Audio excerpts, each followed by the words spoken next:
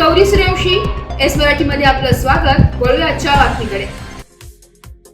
वणी येथे परप्रांतीय टेलरचा तिघांवर कात्रीने हल्ला, तिघे जण जखमी, एकाची स्थिती गंभीर। वणी शहरात परप्रांतीय कपडे शिवणाऱ्या टेलरने ग्राहकांवर कात्रीने हल्ला करून खळबळ उडवून दिली। पेठ तालुक्यातील तिघे जण हे हल्ल्यात जखमी झाले असून त्यापैकी एकाची प्रकृती गंभीर आहे। वणी पोलिसांनी दिलेल्या माहितीनुसार बाजार पटांगणा परिसरात असलेल्या पत्र्याच्या टपऱ्यांमध्ये कपडे शिवण्याचे काम करणाऱ्या परप्रांतीय टेलरकडे पेठ तालुक्यातील तिघे जण कपडे खरेदीसाठी गेले होते। यावेळी झालेल्या आर्थिक वादातून टेलरने कात्रीने त्यांच्यावर हल्ला केला। या हल्ल्यात एक व्यक्ती गंभीर जखमी झाला असून त्याला वणी ग्रामीण रुग्णालयात प्राथमिक उपचार करून पुढील उपचारासाठी नाशिक येथे हलवण्यात आले। उर्वरित दोघांना किरकोळ दुखापत झाली असून त्यांच्यावर वणी येथे उपचार करण्यात आले।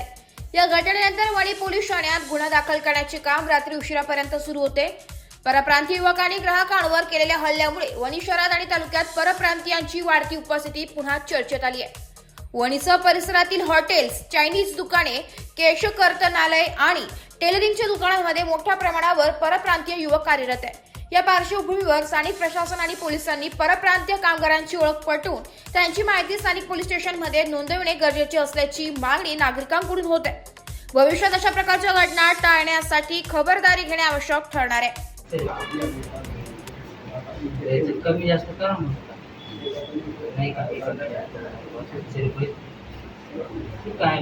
का एस मराठी न्यूज साठी प्रतिनिधी सतीश सुराशे, वणी।